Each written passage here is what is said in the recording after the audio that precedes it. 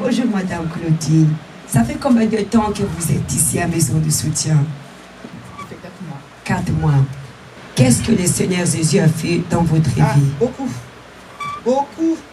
Des choses que je ne m'attendais même pas. J'avais demandé un logement de fonction et qu'ils n'ont pas voulu me donner le logement de fonction parce que je ne suis pas loin de la retraite. Parce qu'après, il faut remettre le logement. Et c'était un peu difficile pour moi pour attendre tout ça. Et ce qu'ils ont fait, ils ont transféré mon dossier à la ville de Paris. Et la ville de Paris, avec RUDP, ils m'ont trouvé un appartement de 3 chambres à Montparnasse. Et que je vais signer le bail le 11. Il faut bien étudier les détails pour comprendre. Ça fait combien de temps vous êtes dans l'attente? En septembre, ça allait faire 1 an. On ne comprenait pas pourquoi. Oui. Et le lundi, on déterminait pour que les portes s'ouvrent, pour débloquer ce qui n'avançait pas. Et un jour, on est parti, on a dit on va déterminer. Et là, je lui dis détermine que ce logement pour aller avant la fin du mois de juillet, parce qu'on part au mois d'août aux Antilles.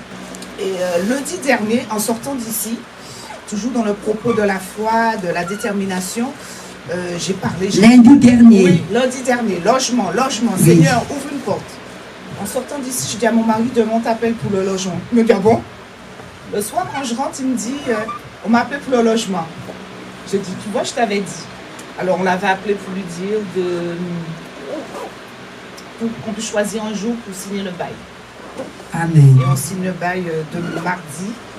On fait l'état des lieux lundi et on peut aménager après. Voilà. Amen. Lundi dernier, on avait déterminé le miracle. La maison. La première avant la maison, c'est le plus important, c'est votre délivrance. Oui, ma délivrance, ça faisait plus de 15 ans que je souffrais du dos.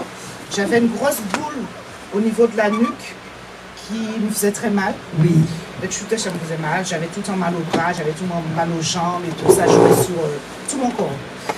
Et le jour, le mardi, j'ai déterminé aussi cette guérison.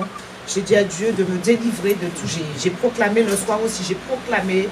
J'ai dit que mon corps, elle est tendu, Saint-Esprit. Il n'y a pas de maladie, il n'y a pas de douleur, rien. Et j'ai prié, j'ai prié. 2 jours après, j'étais couchée, j'ai eu mal. Tout mon bas, le bas de mon ventre me faisait mal. Mes jambes me faisaient mal. Mon bras, je souffrais, mais je criais, je disais rien. J'ai dit, Seigneur, je te demande ma guérison. Qu'est-ce qui m'arrive? J'ai eu mal à pleurer dans mon lit. Et puis un jour, j'étais assise et puis Lindsay, elle vient me faire, maman. Elle me fait, tu n'as plus ta boule?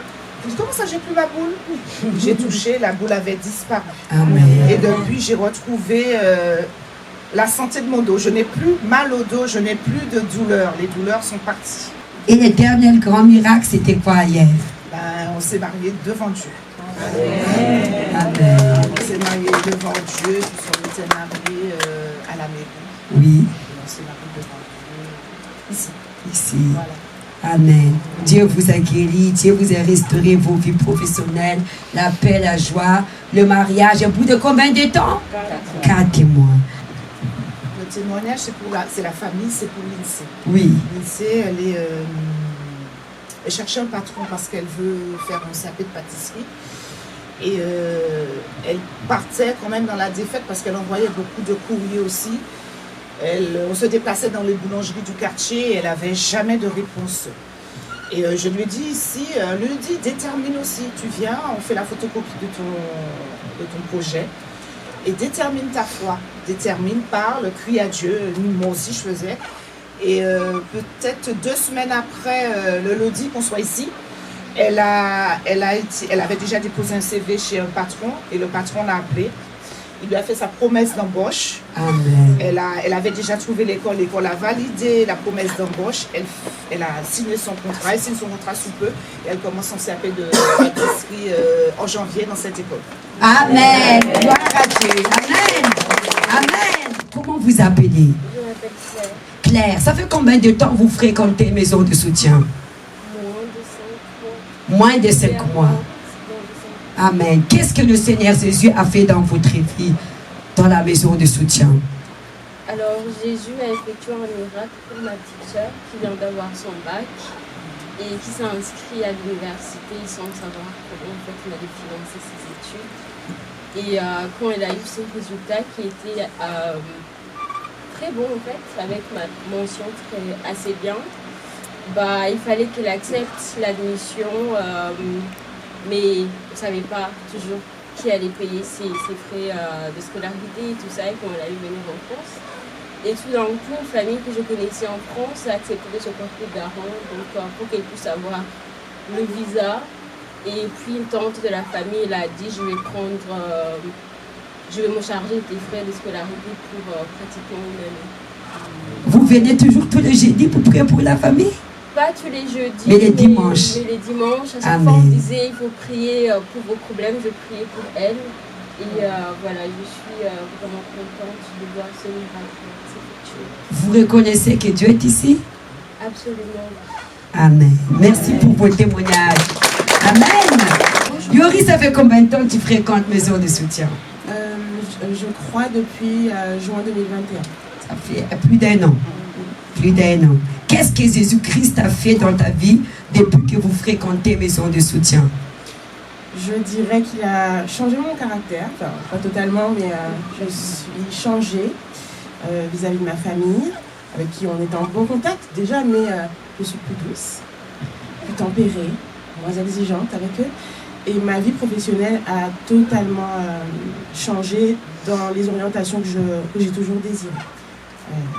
Et mon témoignage concerne d'ailleurs la vie professionnelle.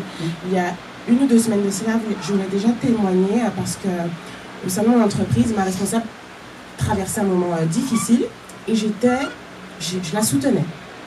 J'ai prié pour elle et c'était la première fois que je priais pour quelqu'un qui ne soit pas de ma famille ou une amie ou quelqu'un, un membre de l'église pour qui on aurait demandé de prier. Là, c'était moi qui me disais, il faut que je prie pour elle. Et je me disais, elle croit en Dieu, elle ne pratique pas, mais elle croit en Dieu. Je me disais, waouh, j'ai une grande chance, c'est que je suis à la maison de soutien et quand on a un problème, on sait lutter. Et j'en parlais à ma famille, vous vous rendez pas compte? Enfin, on est chrétien, mais il y a beaucoup de chrétiens dans le monde qui n'utilisent pas la foi avec force. Du coup, je priais pour elle, je lui donnais des paroles de foi sans lui dire que ça venait de la Bible. Je lui disais, fortifie-toi et prends courage, tu vas...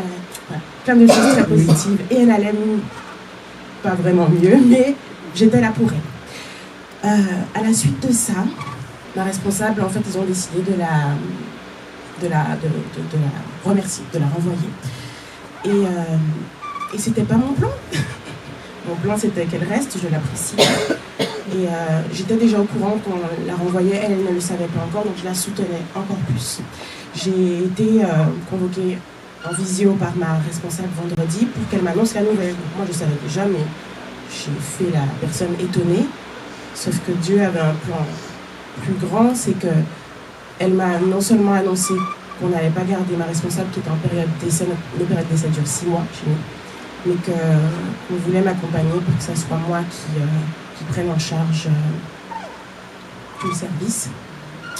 Et je ne suis dans cette entreprise que depuis 1 an et 2 mois. J'ai déjà eu 3 augmentations de salaire, 3 changements, c'est mon 3e changement de poste qui va intervenir. Et ça ne m'est jamais arrivé auparavant dans ma vie, donc je ne peux que voir l'œuvre de Dieu. Après cette discussion avec ma directrice, je me suis mise à genoux et j'avais des larmes de joie parce que je n'avais pas prévu ça. Je n'ai jamais visé le poste de ma responsable. Et même quand j'en parlais dans mon entourage en disant qu'elle allait devoir partir, on me disait « mais tu vas prendre le poste ?» Je disais « non, je ne veux pas son poste particulièrement. Elle est bien et je veux qu'elle reste. » Je vais conclure en disant 2 choses.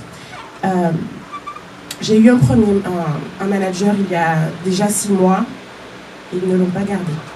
Même s'il n'était pas exceptionnel, je priais parce que je voulais qu'il reste et je ne savais pas ce que j'allais avoir après. Donc je disais, bon, il n'est pas exceptionnel, mais je ne sais pas ce que je vais avoir après. Dieu a envoyé cette nouvelle responsable. Top, je l'apprécie et j'aimerais qu'elle reste. Je prie aussi pour qu'elle reste.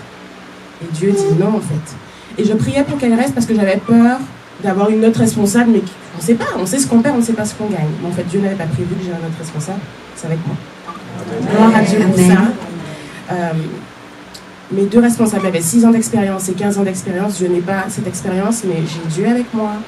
Donc, je reste confiante et ma direction veut m'accompagner. Ils ne s'attendent pas à ce que là, tout de suite, je sois cette personne. Ils veulent m'accompagner, mais que ça soit moi. Gloire à Dieu pour ça. La prière, elle a reçu le bouquet de fleurs, ça veut dire que la 3e miracle, ça sera son mariage. Amen. Merci pour votre témoignage.